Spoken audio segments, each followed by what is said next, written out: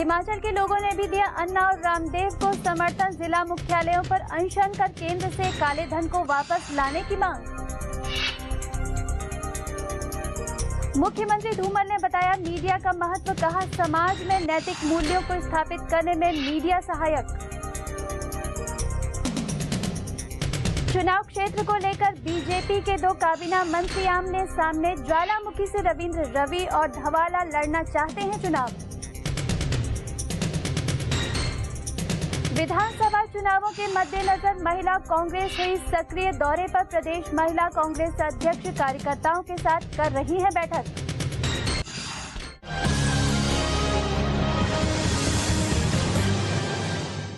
नमस्कार, हिमाचल आजकल में आपका स्वागत है। मैं हूं अनुराधा। अपने इस खास न्यूज बुलेटिन में हम आपको दिखाएंगे राज्य की हर वो खबर जिसका सरोकार सीधे आपसे है। समाज सेवी अन्ना हजारे और योग गुरु बाबा रामदेव के दिल्ली में भ्रष्टाचार व काले धन के मुद्दे पर आयोजित अनशन को प्रदेश की जनता ने भी समर्थन दिया है। प्रदेश में विभिन्न जिला मुख्यालयों पर लोगों ने अनशन किया और केंद्र सरकार से विदेश में रखे काले धन को वापस लाने की मांग की। शिमला में भारत स्वाभिमान एवं युवा भारत संगठन के कार्यकर्ताओं ने जिलाधीश कार्यालय के बाहर अनशन किया। इस मौके पर भारत स्वाभिमान एवं युवा भारत संगठन के प्रांत प्रभारी सुरेंद्र कुमार ने कहा कि केंद्र सरकार विदेशी बैंकों में रखे काले धन को वापस लाने और देश में व्याप्त भ्रष्टाचार को खत्म करने के लिए ठोस कदम उठाएं।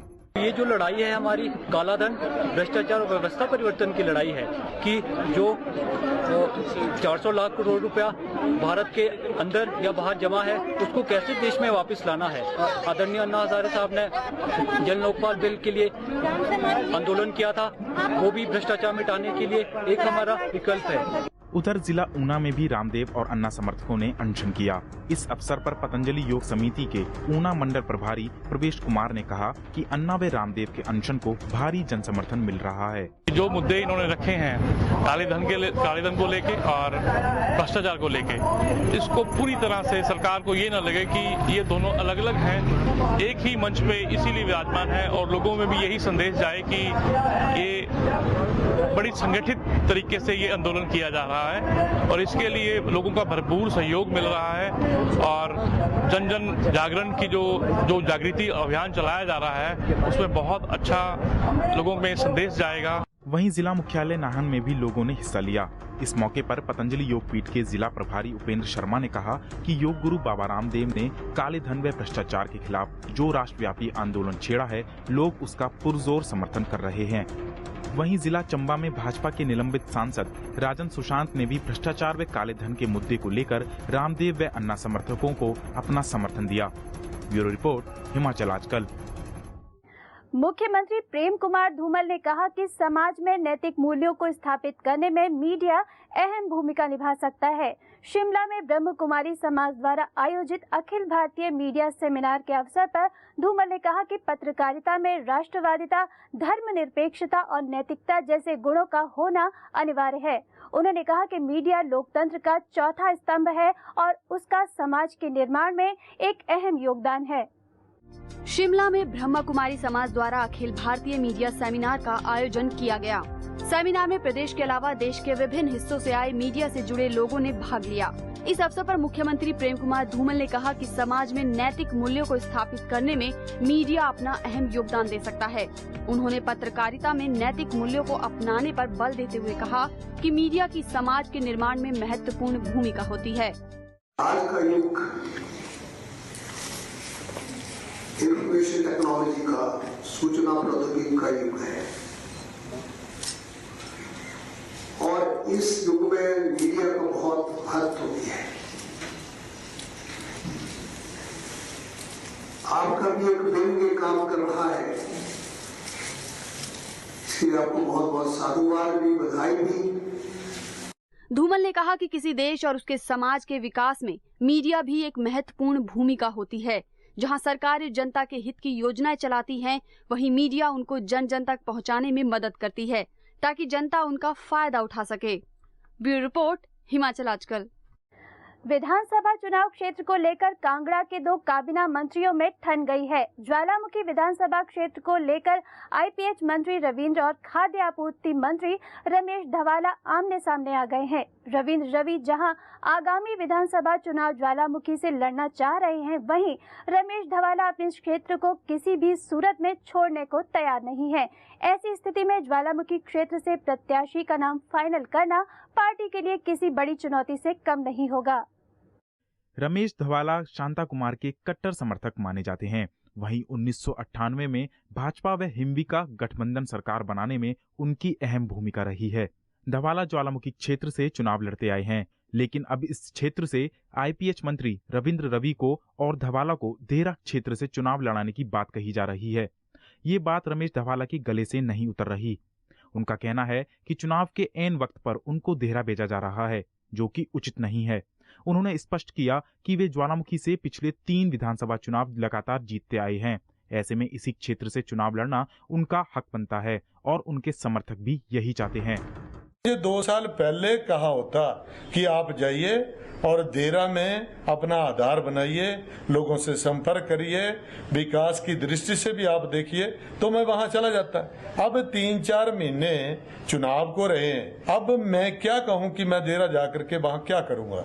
ये लोग फैसला करेंगे कि कौन जो है वो उनकी चॉइस का आदमी है। अब ये फैसला जो है वो हाई कमांड करेगा कि who will contest the election from ज्वालामुखी। उधर परिसीमन लागू करने के बाद रविंद्र रवि के थूरल क्षेत्र की कुछ पंचायतें ज्वालामुखी क्षेत्र में और बाकी पंचायतें नए बने जयसिंहपुर विधानसभा क्षेत्र में रह गई हैं और ये क्षेत्र इस बार आरक्षित हो गया है। ऐसे में रविंद्र रवि को अब नई जमीन तलाशनी पड़ रही है। मुख्यमंत्री के करीबी समझे जाने वाले आईपीएच मंत्री रविंद्र रवि की नजरें ज्वालामुखी क्षेत्र पर टिकी हुई हैं। हालांकि उनका ये भी कहना है कि पार्टी हाईकमान का जो आदेश होगा वे उसके मुताबिक ही चुनाव लड़ेंगे।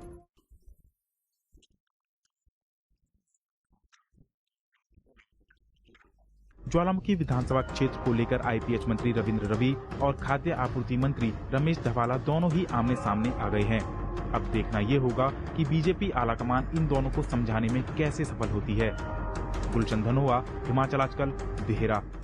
प्रदेश में आगामी विधानसभा चुनाव को लेकर राजनीतिक पार्टियों ने अपनी गतिविधियां तेज कर दी हैं। पार्टियां प्रदेश के विभिन्न हिस्सों में बैठकें और जनसभाएं आयोजित कर रही हैं।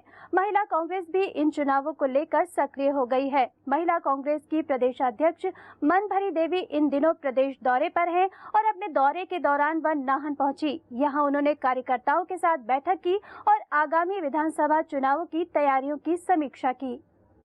नाहन में आयोजित बैठक के दौरान महिला कांग्रेस की प्रदेशाध्यक्ष मनभरी देवी ने जहां अपने कार्यकर्ताओं से आगामी विधानसभा चुनाव को लेकर तैयार रहने को कहा, वहीं उन्होंने बीजेपी पर हमले बोले। उन्होंने प्रदेश सरकार पर भ्रष्टाचार में संलिप्त होने के आरोप लगाते हुए कहा कि मौजूदा सरकार की भ्रष्ट नीतियों के चलते प्रदेश की जनता तंग आ चुकी है। प्रदेश के लोगों ने सरकार को उखाड़ फेंकने का मन बना लिया है। उन्होंने कहा कि महिला कांग्रेस प्रदेश सरकार की जन विरोधी नीतियों को आम आदमी तक पहुंचाएगी। महिलाओं को और मजबूती दे करके आगामी चुनाव के लिए हम तैयार करेंगे ताकि ये भ्रष्ट सरकार जो भारतीय जनता पार्टी की हिमाचल प्रदेश में बैठी है इसको उखाड़ फेंका जाए और ये भारतीय जनता पार्टी की भ्रष्ट सरकार की जो गलत नीतियां हैं अपनी जनता के प्रति उनका घर घर तक ये महिलाएं जो है घर घर तक जन जागरण अभियान चलाएंगी। बैठक में सिरमौर जिला की 5 विधानसभा क्षेत्रों की महिला कार्यकर्ताओं ने हिस्सा लिया और विधानसभा चुनावों की तैयारियों में जुटने का आह्वान किया। सतीश शर्मा, हिमाचल आजकल, नाहन। सांसद अनुराग ठाकुर ने केंद्र सरकार पर हमला बोलते हुए उसे महंगाई के लिए जिम्मेवार ठहराया है। ऊना के हरोली विधानसभा में जनसभा को संबोधित करते हुए अनुराग ठाकुर ने कहा कि कांग्रेस की जन विरोधी नीतियों के कारण महंगाई तेजी से बढ़ रही है। इससे आम आदमी का जीना मुश्किल हो गया है। इस दौरान उन्होंने कई उद्घाटन व शिलान्यास भी किए। सांसद अनुराग ठाकुर ने कहा है कि देश में व्याप्त महंगाई से आम आदमी त्रस्त है। उन्होंने कहा कि केंद्र के अलावा जिन राज्यों में कांग्रेस की सरकारें हैं, वहां महंगाई और अधिक है। उन्होंने कहा कि प्रदेश की धूमल सरकार ने महंगाई से निपटने के लिए कई कदम उठाए हैं। सरकार करोड़ों रुपए की सब्सिडी देकर लोगों को सस्ता राशन उपलब्ध करवा रही है। आम आदमी अपने आप को ठगा हुआ महसूस करता है, तो उसके पीछे कारण है कि कांग्रेस ने देश को लूटा है, आपको महंगाई से मारा है। कांग्रेस ने आके कभी महंगाई नहीं हटा। जहां कांग्रेस ने महंगाई बढ़ाई, वहीं पर मेरी सरकार ने, आपकी धूमल जी की सरकार ने सत्ता में आकर हर परिवार को हर महीने डिपुओं पर सस्ता राशन दिया और महंगाई से निजात दिलाई। उन्होंने बीजेपी सरकार की तारीफ करते हुए कहा कि हिमाचल सरकार ने जनता के हित के लिए कई जन कल्याणकारी कदम भी उठाए हैं। यही वजह है कि प्रदेश सरकार को अपने इस कार्यकाल में दर्जनों अवार्ड मिले हैं। राजीव भनौट, हिमाचल आजकल, ऊना। हिमाचल आजकल के सभी दर्शकों को सूचित किया जा रहा है कि हिमाचल आजकल बुलेटिन विशेष प्रसारण की वजह से 3 जून से 7 जून तक 9 बजे के स्थान पर रात्रि 10:30 बजे प्रसारित किया जाएगा। कृपया समय का ध्यान रखें। फिलहाल रुकेंगे छोटे से ब्रेक के लिए। ब्रेक के बाद भी खबरों का सिलसिला जारी रहेगा। देवभूमि का सजग प्रहरी, हिमाचल आजकल। हिमाचल प्रदेश की राजनीतिक हलचल, सामाजिक चहल पहल, सांस्कृतिक व धार्मिक रबतों का बेहतरीन व अद्भुत संगम।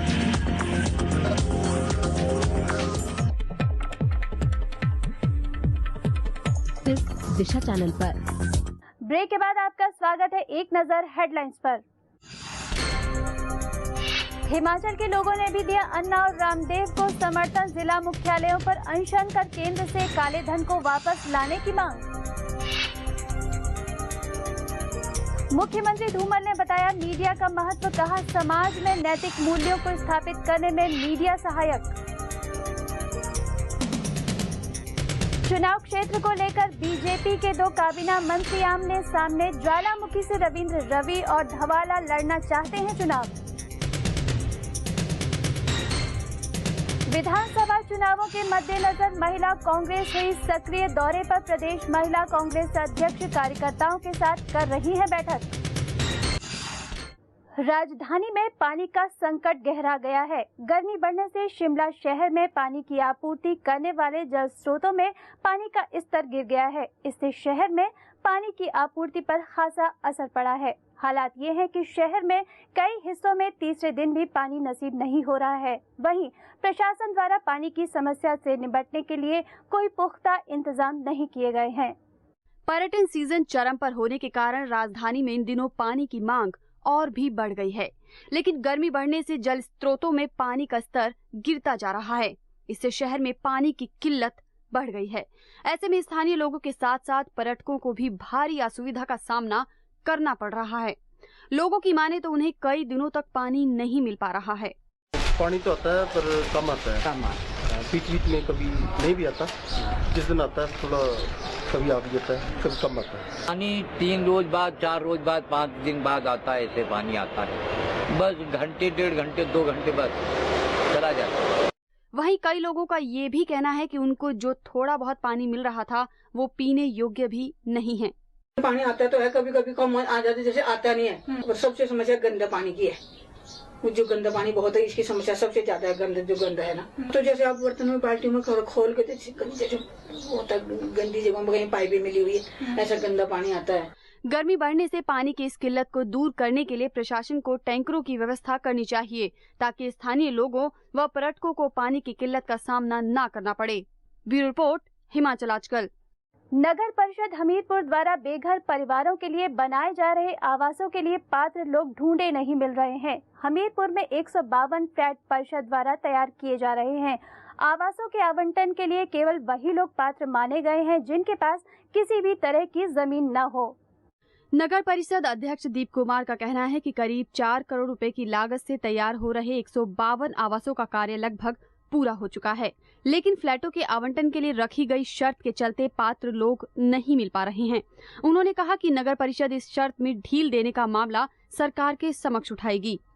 ये जिनके पास जमीन नहीं है, जो लैंडलेस लोग हैं, ये उनको दिए जाएंगे। जब ये तैयार हो जाएंगे तब हम सरकार से बात करेंगे और सरकार इसके बारे में क्या नीति बनाती है, ये किन लोगों को देने हैं, तो उसमें ही इसका जो है वो पूरा पता लग सकेगा। बेघर परिवारों को आवास मुहैया कराने की विभाग की ये पहल सराहनीय है, लेकिन अभी तक नगर परिषद को इन फ्लैटों के लिए सिर्फ 20 ही पात्र परिवार मिले हैं जिनको आवास आवंटित किए गए हैं। जसवीर कुमार, हिमाचल आजकल, हमीरपुर। हिमाचल प्रदेश की राजधानी शिमला के ऐतिहासिक रिज मैदान पर मनाया जाने वाले 5 दिवसीय अंतर्राष्ट्रीय समर फेस्टिवल का आगाज हो गया है।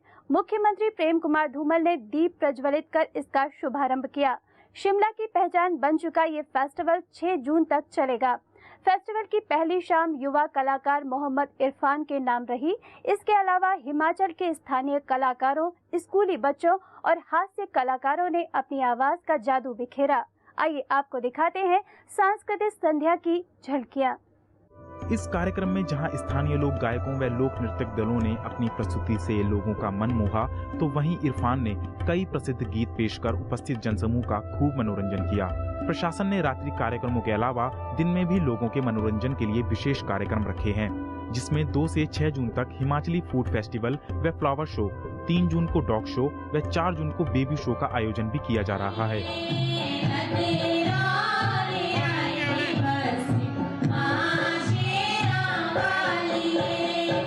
वहीं दूसरी ओर यहां आने वाले सैलानियों व स्थानीय लोगों की सुरक्षा के मद्देनजर सुरक्षा के पुख्ते प्रबंध किए गए हैं। इस कार्य में पुलिस के करीब 300 जवान तैनात किए गए हैं, जो वर्दी के साथ ही सिविल में भी कई स्थानों पर तैनात हैं। एएसपी शिमला रमेश पठानिया ने कहा कि संदिग्धों पर नजर रखने के लिए नाइट विजन कैमरे भी लगाए गए हैं। करीब 250 से 300 पुलिस कर्मचारी जो है वो तैनात किए गए हैं और जहाँ ये समर फेस्टिवल आयोजित किया जाना है, इसको 4 सेक्टर्स में बांटा गया है और हर एक सेक्टर का जो इंचार्ज है वो गेस्टेड ऑफिसर तैनात किया गया है और डॉग स्क्वाड और घुड़सवार भी इसमें तैनात किए गए हैं। इस गर्मी के मौसम में अगर आप हिमाचल की सैर का प्लान बना रहे हैं तो देर किस बात की, क्योंकि अब आपको एक ही जगह हिमाचल की संस्कृति और धरोहर से रूबरू होने का मौका मिल रहा है। शिमला में 2 से 6 जून तक अंतर्राष्ट्रीय समर फेस्टिवल चल रहा है। ब्यूरो रिपोर्ट, हिमाचल आजकल। प्रदेश सरकार द्वारा बेनामी संपत्ति मामलों की जांच के लिए बनाए गए आयोग की रिपोर्ट पर नगर परिषद डलहौजी ने सवाल खड़े किए हैं। नगर परिषद के अध्यक्ष मनोज चड्ढा ने पत्रकारों से बातचीत में कहा कि इस रिपोर्ट में केवल डलहौजी को ही निशाना बनाया गया है। उन्होंने आयोग की रिपोर्ट को एक तरफा करार देते हुए कहा कि आयोग में डलहौजी में जाँच के दौरान न तो नगर परिषद और न ही लोगों का पक्ष सुना। यही नहीं, आयोग ने अपनी रिपोर्ट में निजी संपत्तियों का ही जिक्र किया है, जबकि डलहौजी में कई सरकारी कार्यालय भी लीज पर हैं। बद्दी के बरोटीवाला में कुछ लोगों ने एक स्कूली छात्र पर तेजधार हथियार से हमला कर उसे घायल कर दिया।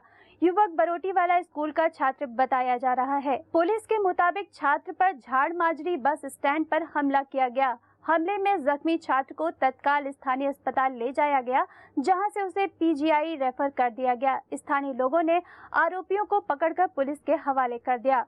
एक व्यक्ति जिसका नाम तरसीम है, उसके ऊपर 3 व्यक्तियों ने हथियारों से लैस होकर हमला किया था।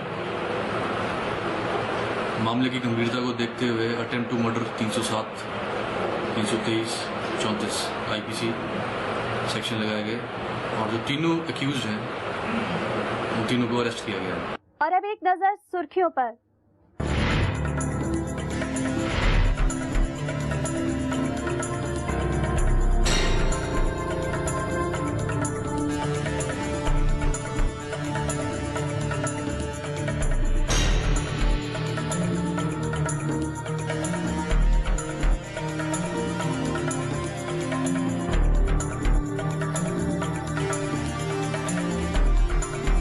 अभी के लिए बस इतना ही। हिमाचल की ताज़ा तरीन खबरों के साथ हम फिर होंगे हाजिर। तब तक के लिए नमस्कार। हिमाचल आजकल से जुड़ी किसी भी प्रतिक्रिया या सुझाव के लिए संपर्क करें कृष्ण भानु, ठाकुर वाटिका, खलीनी, शिमला 2। Phone number 09816901200, 017726294111। हमारा ईमेल आईडी है himachalastkal@gmail.com।